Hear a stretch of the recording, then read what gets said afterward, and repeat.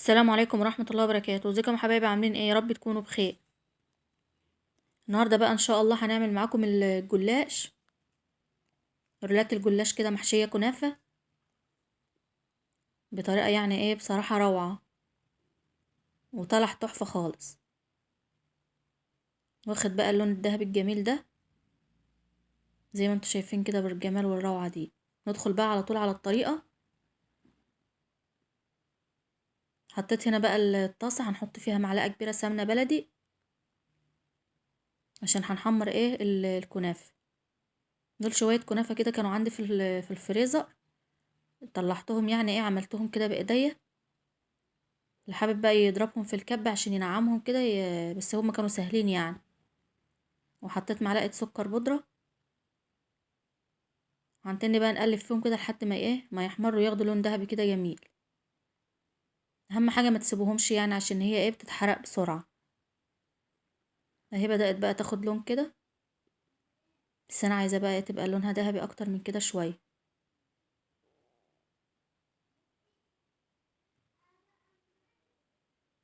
اللهم صل وسلم وبارك على سيدنا محمد.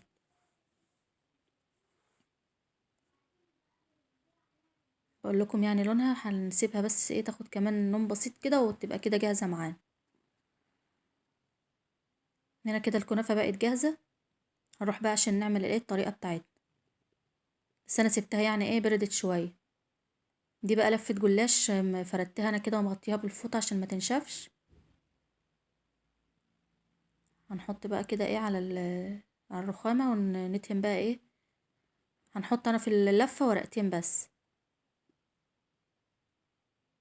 هندهن كده بالسمنة ونحط كمان ورقة.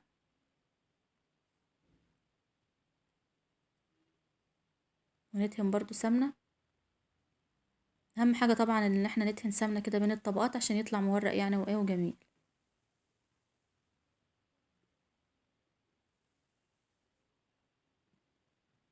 هنتنيها بس تانية صغيرة كده من الحرف. ونحط بقى عليها ايه حشوة الكنافة بتاعتنا.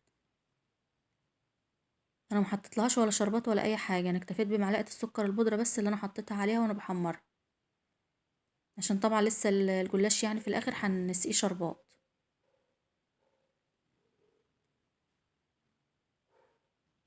هنلفها بقى كده رول زي ما انتوا شايفين.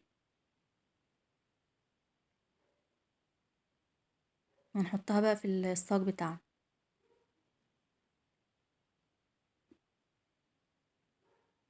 الصاج طبعا دهناه برضو سمنة كده زي ما انتوا شايفين. هنعمل كمان واحدة معاكم. طبعا لو في جلاش متكسر او اي حاجة عادي، هو كله بيتلف بيتدارى يعني ما بيبانش، بيتصلح يعني. نحط برضو كمان واحدة. وندهن برضو ايه نفس ما عملت في الطريقة الاولى.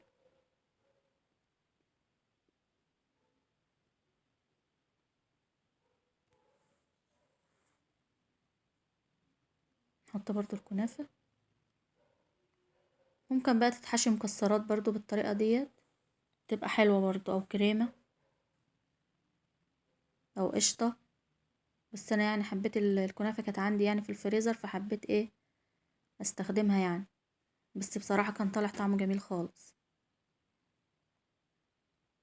هنلفها كده رول برضو زي ما انتوا شايفين.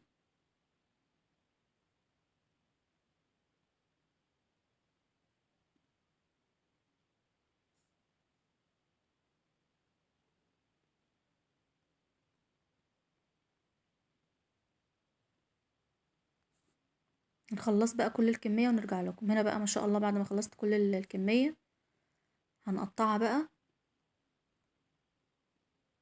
قطعها بقى بالحجم يعني اللي ايه اللي انتوا حابينه. بس انا قطعت الجلاشة يعني الرول ده التلاتة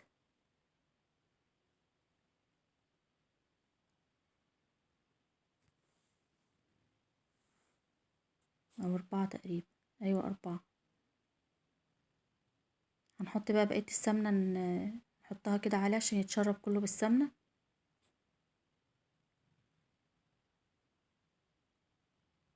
طبعا هو لو في سمنة زيادة هتنزل في الصاج، هنبقى نصفيها.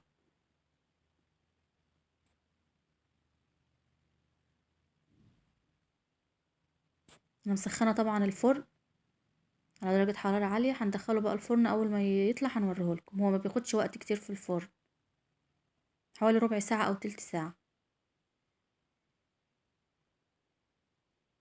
طالع بقى بالجمال ده زي ما انتم شايفين كده. ندخله بقى الفرن ان شاء الله، ونوريهولكم لما يطلع من الفرن. هنا بقى ما شاء الله بعد ما طلع من الفرن، كان عندي بقى انا الشربات بتاعه اللي هو ايه، شربات الكنافة والجلاش بيبقى تقيل. كوبايتين سكر وكوباية مية وعصرة ليمون. اللي حابب بقى يحط فانيليا يحط، بس انا بحب الليمون احلى من الفانيليا. حط بقى عليه كده الشربات بارد طبعا وهو كان سخن.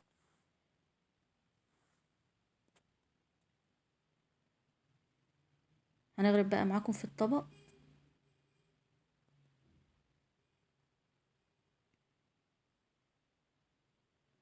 واخد بقى ما شاء الله اللون الدهبي الجميل ده. وطبعا الكنافة كنا محمرينها كمان جواه مع اللون بتاع الجلاش، بصراحة كان روعة.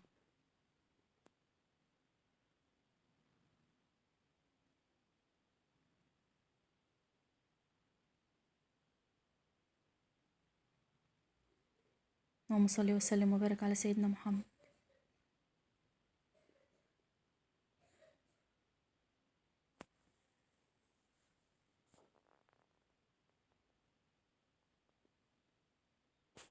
هنا بقى ما شاء الله زي ما انتم شايفين كده.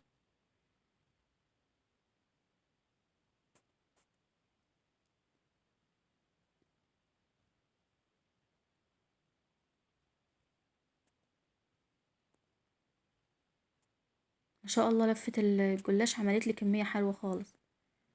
بوريكم كمان من جوه. بقول لكم بقى ما تنسونيش في اللايك، ولسه يعني مشتركش عندي ينورني بالاشتراك وتعليق كده حلو من عندكم. يا رب بقى الفيديو بتاع النهارده يكون عجبكم.